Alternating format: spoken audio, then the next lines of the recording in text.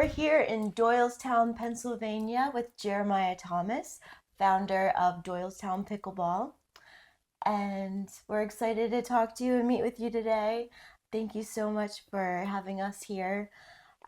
How, first of all, did you get into pickleball? I know you had a wide-ranging athletic background, but how did you go from that to pickleball? Sure. So I played tennis in college. I played a little bit of soccer in college, and then kind of did the USTA thing, and then was playing basketball, and I tore my knee in a couple of different places, and See the pretty scars? yeah.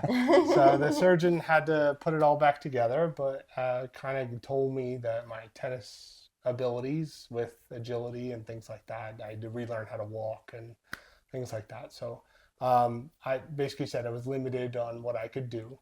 Um, Basically sat around, couldn't do anything. So I wanted to get in shape, but I don't like running. I don't like any of that stuff. So I like to chase things more so, active activities.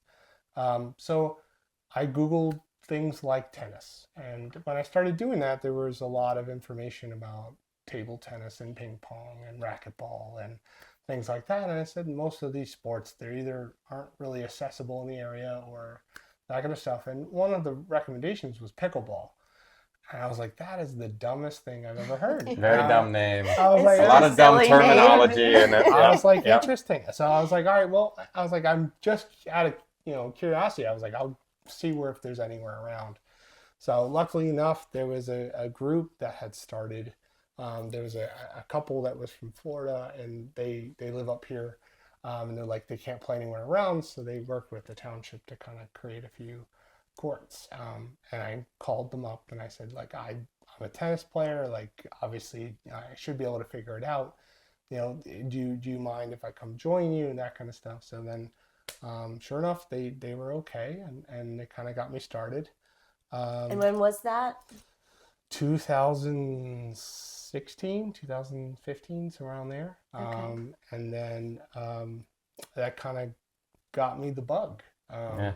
It was interesting because I still had like a full leg cast, and I'm trying not to hurt myself while trying to learn a new sport, but it got me mobile. It got me motivated to kind of stay in better shape and kind of get back to healthy weight. Um, it was interesting because it was such a new sport. There wasn't a whole lot of information about it. You kind of was like, all right, if I the kitchen rules, that was great. ATPs, we didn't really talk about much. It was just kind of basics. You keep the yellow thing and the blue thing, and if you did that more than the other team, you did a better job, and you won the game. After about that season, I was like, oh, it's gonna snow. Like, what are we gonna do? So I started looking around, and I worked with a local tennis club that they ended up working with me. It's kind of funny because like pickleball really wasn't well known yet.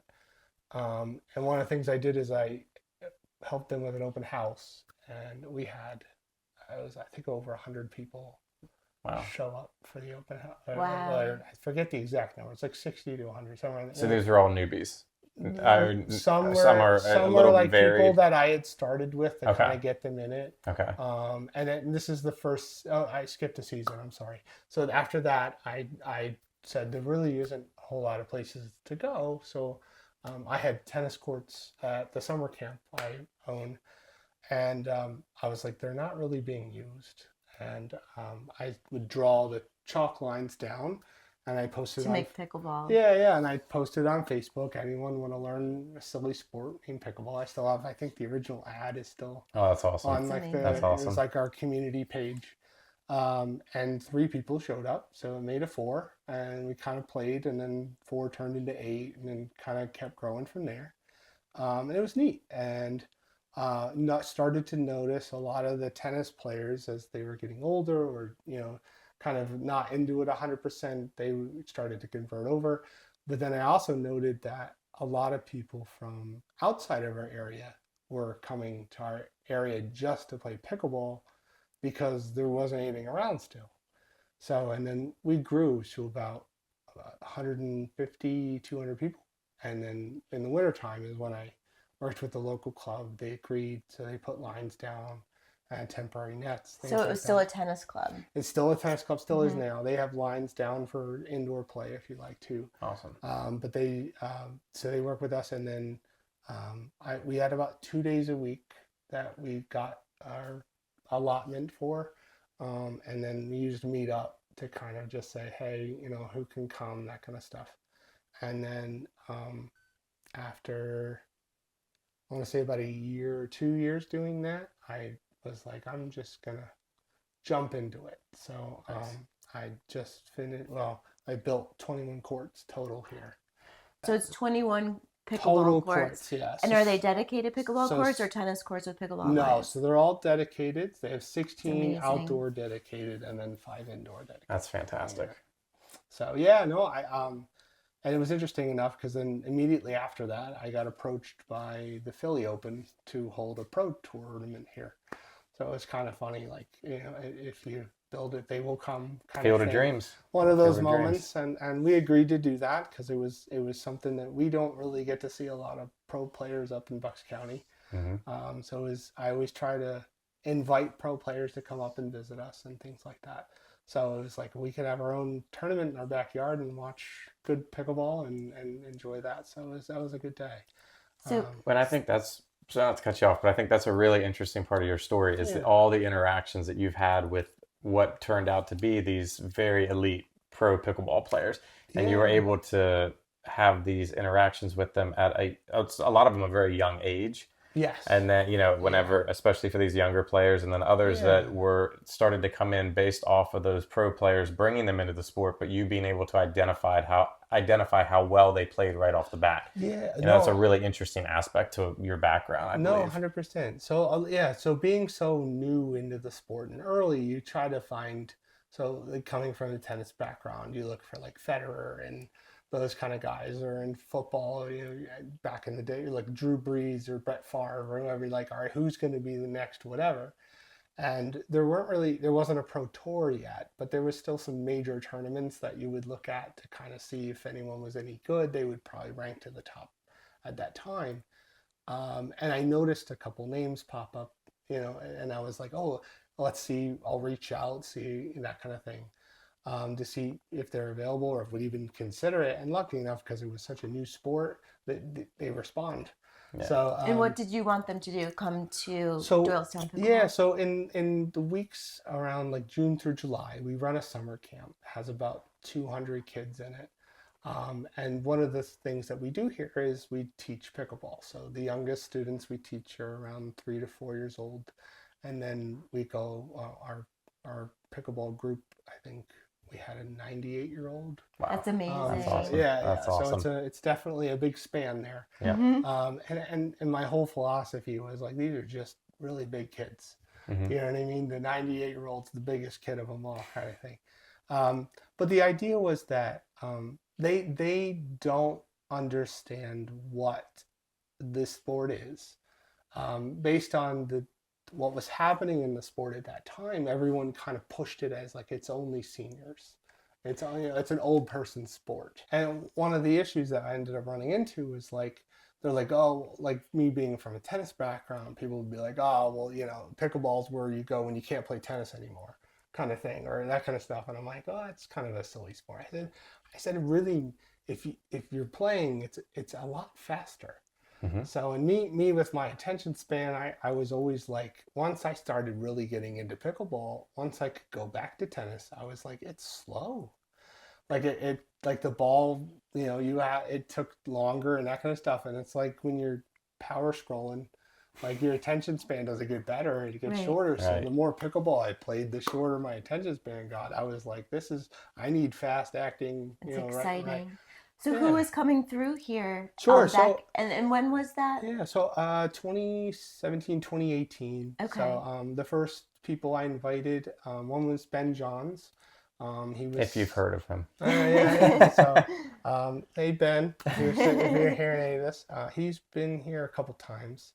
And that was for the summer camp? That was for the summer the camp. youth program? Mm-hmm. Okay. Yeah, he came in. So we did a thing where the kids, we would kind of intro the class, and then we did like a beat the pro, and then he would some of the counselors would be the pros, and then like the top pro would be Ben to kind of go against and that kind of stuff. And it was interesting that like the kids are looking at me like, we have no idea who this is, nor do we care sometimes, because they were like, it's not like Justin Bieber or anything, because it's such a new sport. Right. But for me, it was really important that it kind of gave them not only that this person's 17 years old, you know, that they're playing a sport, and that's mostly dominated in the sense of by story type of being for seniors. So, and I wanted people to come in that were youthful, that were exciting, to make the sport exciting. And it really expanded how much interest was into it. So, but one of the things that I did is our community with the pickleball kept growing. And what we do is that anytime we invited a pro in, they would work with the summer camp during the day. And then at night, we would do different events and things like that. So one of our events would always be, being away from most of society that plays pickleball, we think we're the greatest thing in the world when no one's around to beat us.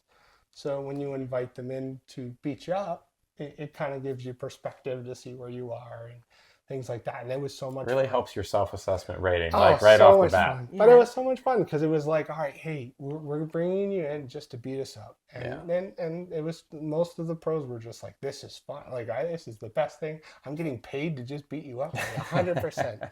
Totally. Just show us where we really stand in the food chain, because we would, I want to make sure that we're all realistic on what we are. So there was no duper, there was no, you got to say whatever you were, and no one could argue with you, kind of thing. So it's kind of Had to back it up on the court. Oh, fully. Yeah, right. Your record wasn't public knowledge, kind of thing. So it's, once the tournaments thing kind of kicked in. So yeah, no, and as I started playing, like I felt like I was getting better. I even entered opens and stuff early, which in my mind, I think open now is a completely different standard than open then, and the way I like picture it is like, I was this close to being amazing, and then the more people kept getting in, I just went like this, and I'm down here. You know what I mean? It's kind of like there's so many more people in the sport that made it so great that, even though I might be getting better, the amount of people that between me and the top just kept getting bigger. So if that number stayed finite, I feel like I could climb a ladder, but I felt more people got in between me. So the ladder just keeps getting longer. Oh, 100%. So, so some of the other names that Christine McGrath came in early. She was wonderful. We had Anna Leigh and Leigh Waters. They've actually been here the most. They used to live up in Lehigh or Allentown, which is about 45 an hour from here. So it was really great. They've been awesome. If you're saying hi again, you guys have been great. Thanks for doing that little cameo for me too. But they came in even the one time just to ref. So it's funny because I wanted people to get to know people, because the tour wasn't televised. You're watching YouTube streams and things like that. So it wasn't on TV. It didn't have its own apps on Roku. So it was kind of like you're getting to meet people in person and the top players and see all the levels that are out there. 100%. And it was really neat to see the growth of the game as it went. So one of the things that I loved, especially about the Waters, was you got to see two generations of the sport. Right. And you got to see, I think Anna Leigh's first year, I think she was 12 when she came in, and she was obviously already a wonderful player. And then her mom was obviously a great player as well. And it kind of put in that perspective of like, pickleball is a unanimous sport. Like you can be any age, you can be, you know what I mean? Like you're able to kind of figure it out, to kind of grow from there. So, and that was one of the funniest stories that I got, was I always got flack from our middle school campers to say like, oh, well, they're good because they're old and da da da. I was like, well, she's 12. Right. Like, she's 12. You have no. She's 12. Right. I'm like, get started. You got some work to do. Suck it up, Buttercup. You gotta put the work in. You got some work to do. Let's go. This sport's for everybody. But it was funny because it was like, this sport isn't just for grown-ups. It's for everybody. And it's just but the way that it's kind of introduced and things like that, it's not at a point where sports are in the realm of like the growth patterns and things like that. So most of the stuff, like if you're doing youth baseball, right, you're starting with that, then you're going to travel, then you're going to, you know what I mean? Then you have to look for scouts, and then you go to college or minor leagues. And it's organized high school and organized Yeah, college, so and there's then coaches at professional. each level, there's Hmm. training facilities, things like that. Most of it's really accessible kind of everywhere you go, where because it's such a new sport, there really isn't that development. And the other part too is that people are taking their version of what they think it should be, whether they're certified or not, and they're teaching it. And it's the same with all sports. If you have somebody that thinks they're the greatest golfer in the world and they're telling you to like wheel Right. around your head, Right. you know what I mean? They're teaching you wrong. That's just going to happen. But it's interesting to kind of see the biggest change that happened was how the sport was played, and that really was a big one. So me, I was very much I was a banger. I blasted. That Um, tennis background. totally. You can talk to the Waters. They gave me a compliment. I think they told me I was the hardest hitting person they'd ever seen. But it was one of those things that like that I won and lived. I lived and died by the sword. Basically, if I was having a bad day, no chance. If I You're had a eating great some balls. if I had a great Yep. day, you couldn't stop me. Yep. So it was one of those deals kind of thing that it really was that kind of, but at that time, there really weren't bangers. So I came in as this disruptor at the time. Is that That because that Yeah. at the time it was mostly an older demographic Yes. playing rather than today you have so many strong athletic tennis players coming over with Well, the ground style of the strokes? game, so the people that kind of were in Florida and in the villages and things like that, they kind of had this culture of the ball is you're rallying, you're playing it out. There's this mentality of like strategy versus consistency and things like that. And then you go into youthfulness, where it's like I'm gonna shoot 3 pointers in your face. Like it's there's a different mentality there. Is like if I could score 100 points in 10 minutes, why do I even need to play defense? right. Hmm. You know what I mean? So it's kind of like, well, that, Efficiency, efficiency, Yeah. efficiency. yeah, but I Yeah. mean, even then, it's more exciting to drop threes and dunk Right. on people than it is to dribble, Let's give them a pass, and show. pass it Hmm. around, Let's pass it. give them a show. So for pickleball, it was a lot more exciting for players to just smack a ball and go, Hmm. oh, it made the ball faster. It's this, it's that, it's this. And originally, the paddles had no spin. So it was like flat, flat, flat, flat, flat, flat, flat, flat, sometimes underspin. Right? The amount of grit on a ball you couldn't shape something. You know what I mean? It was either out or it's really out. It's kind Right. of there was no bringing it back in Right. kind of mentality until Kevlar and that kind of stuff, or Kevlar graphite. Um, some of the textures and things that they were developed, but at the time it was very much still as like you're supposed to play it this way. And if you don't, there were the groups that kind of existed at that time wouldn't really, they'd look down on it and say like you're a good athlete, but you're not a good pickleball player yet. How did they want it played, and how were So they? they still had quick hands and things, but Hmm. the amount of control that they were able to control a point was kind of that aspect of saying like I'm creating this environment to do this and set up failure. Whereas if you're just going to blast it, then there's no setup. You're just coming in and you're bulling a china shop and you're ruining the game for everybody. Hmm. Because it's kind of like it's no longer a chess match. You're making it a rock concert. It Right. doesn't make sense for us to have you come play with us. And the more we play with you, the more we're going to develop bad habits. Why would we do that? So it was really kind of this contrast at the time. Most of the people that were kind of with me enjoyed banging a little bit. So Hmm. it took a lot for us to kind of be able to go, all right, slow down. And one of the things that really helped with that was having these pros come in and beat the snot out of us, not just by hitting the ball hard, but by not hitting it hard and watching them dismantle us because we could hit as hard as we want, but if it didn't go over the net, It didn't matter. Right. You know what I mean? And they knew how to lay off a ball, so they would let it go. Whereas half of us were like, it's close enough, we'll hit it. So watching them kind of helped us kind of retailor our game. When we got into tournaments and we would hit a certain level and we would start losing, we go, all right, well, what did they do to beat us?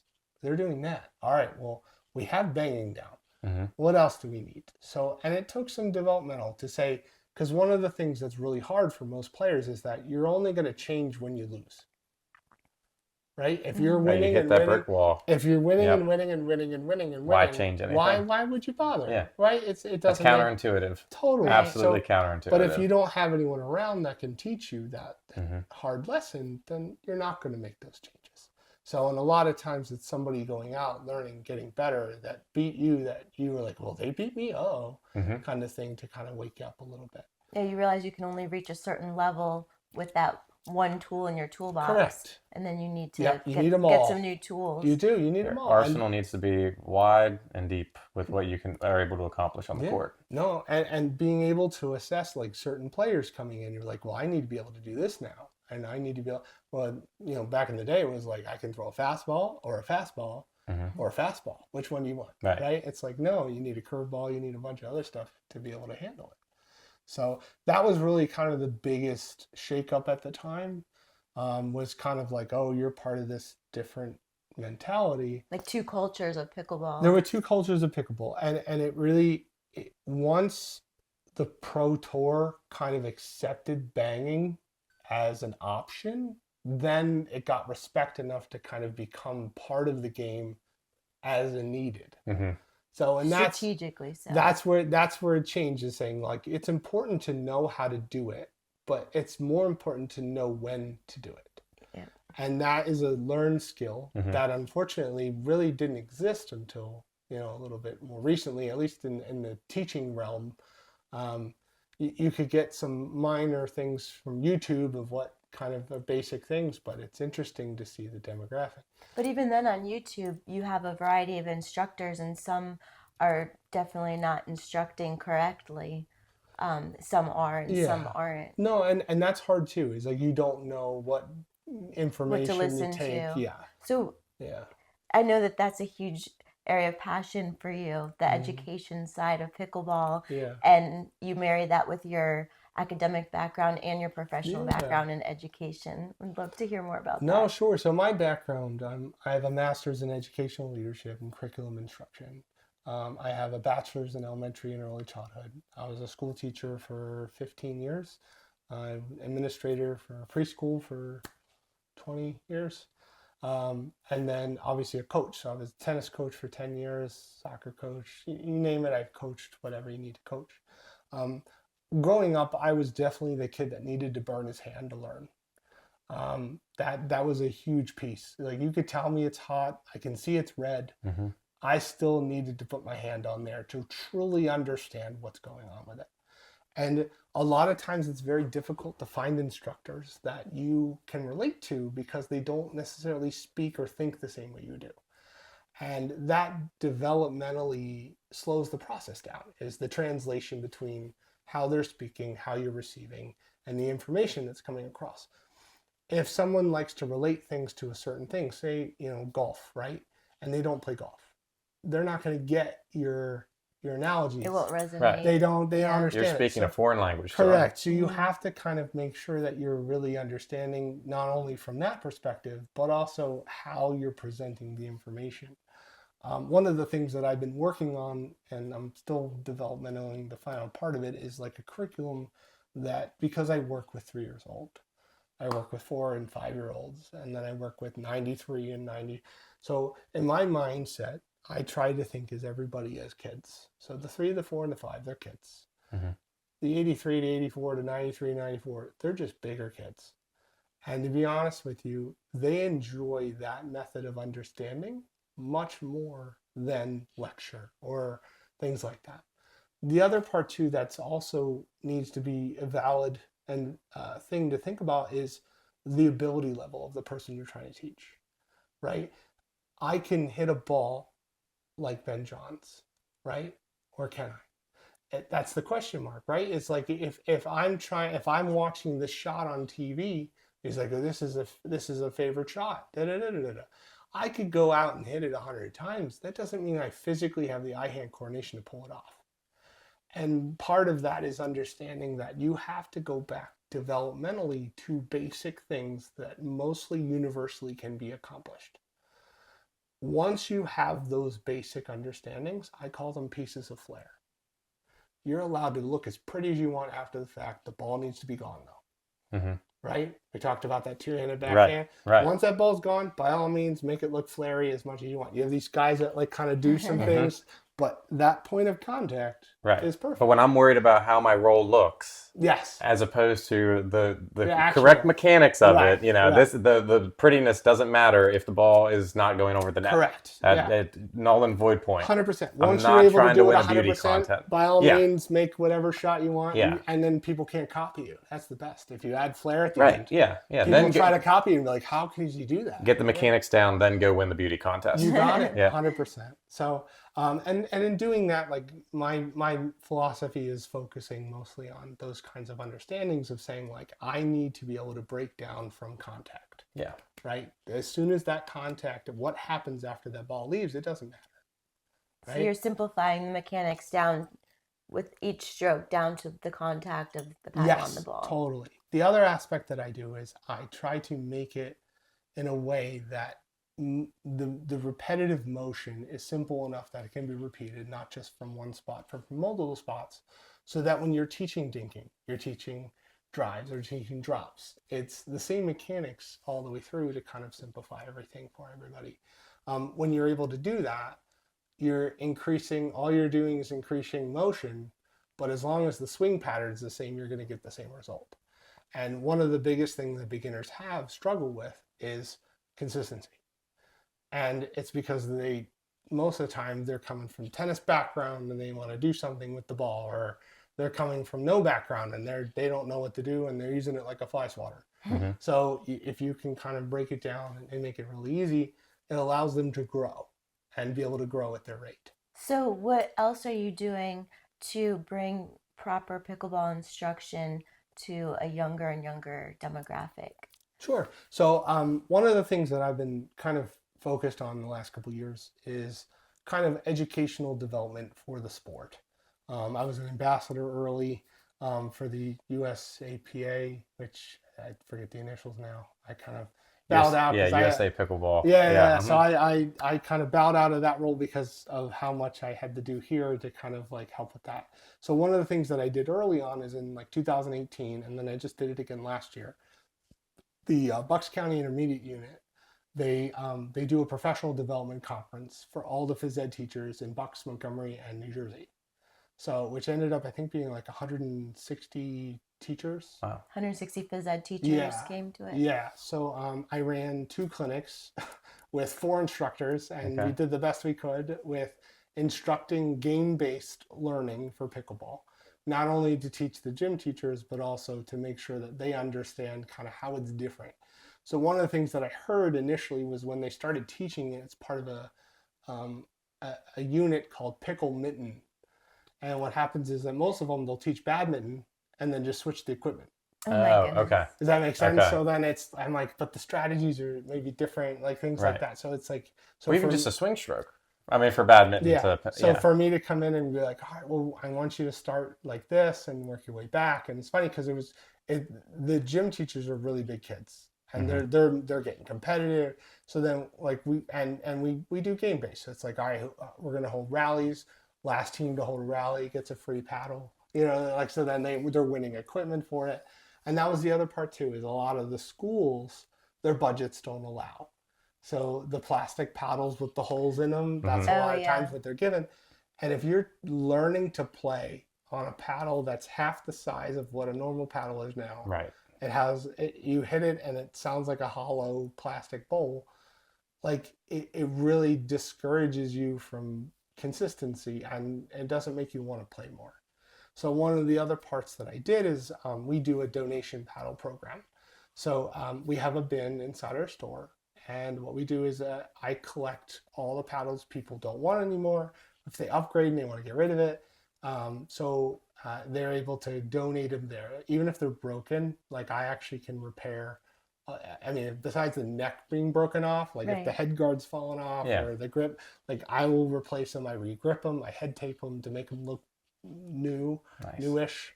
Um, and the first thing that we did is we actually do mini events. So we have like little round robins that we would raise the funds, and then I work with the manufacturers to get wholesale prices to purchase the equipment. And what happens is that most of our members, I found out, a lot of them were phys ed teachers. Hmm. And instead of sponsoring the school, I sponsored the teacher. Oh, that's So awesome. what ended up happening was I'm like, wow, this teacher knows what they're doing. They know how to teach, and they're getting certified.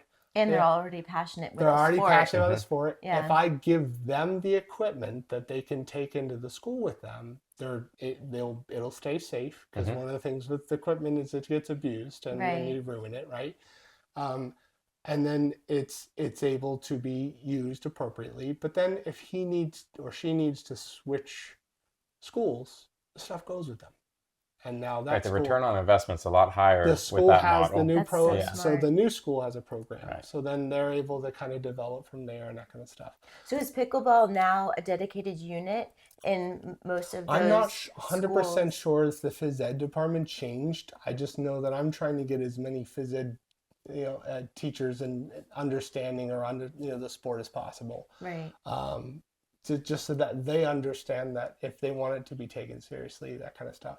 The other thing that I'm trying to do now is I work with the local school district. We actually have a group that plays here. It's all the principals of the elementary Oh, school. that's awesome. And then there's the teachers are now playing in the schools. Very So cool. they That's have their great. own like little mini league in the thing. So I talked to them possibly about doing like a round robin fundraiser for At their that. school. And that Yeah. exposes the sport to all of the students who look up to the teachers Yeah. and the administrators. So and another thing that we do is my club's been amazing. They've most of them. I'll just say, hey, I'm gonna run a clinic here for free. Anyone want to come join? And they sign up.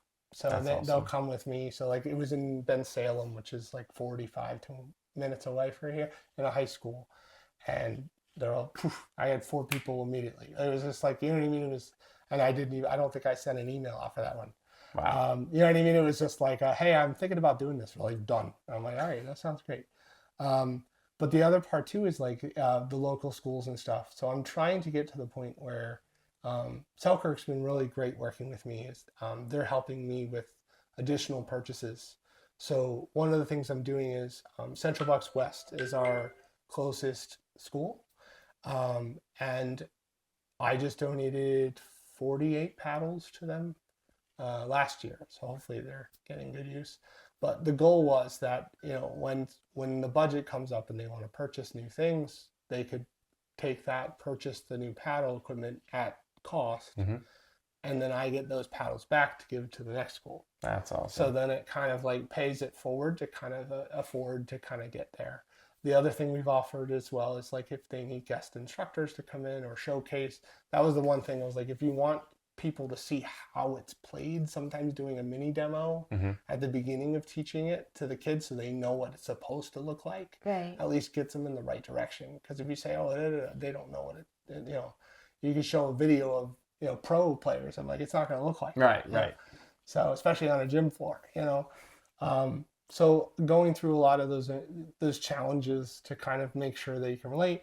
And then the other part too is like get accessibility lesson plans, things like that. So I tried to get them information about how to get paddles, how to get this, and to kind of help grow their programs as they feel interested. So that's the other part too, is that in pickleball may not be that phys ed department's cup of tea. So and that's okay. Hmm. That's that kind of thing. But if I didn't offer, it's kind of that. Well, Jeremiah, Hey. thanks so much for hosting us today at Doylestown Pickleball. Well, thanks We'd for love coming. to Yeah, come back and meet some of the members and play one of your charity events that you have. sure. And if anyone's trying to look up the facility, how would they do that? Yeah, so most of our information's right on the website, doylestownpickleball.com. We have a little tab at the top that has like up-to-date news flashes that are kind of like part of our blog. And if you sign up for our emails, anything that gets posted to the blog automatically gets emailed. And then we usually copy everything also to like Instagram, Twitter, Facebook. So if you follow us there, you can kind of get updates that way as well. And wherever you're watching this podcast, all that will be linked down below in the bio, so that everybody can go ahead and just click on that, and we'll get you as much traffic as we can. No, appreciate it. Yeah, and, only send the nice people though. Yeah, well, we'll filter them out for you. But thank you so much for speaking with us. Absolutely. And you've done amazing work here in the local community up here, and it's really cool to see how much effort you've put in and how much everyone's given back. Well, I appreciate that. Yeah, thanks for coming. Yeah, we really good to meet you guys. Yeah, absolutely. awesome.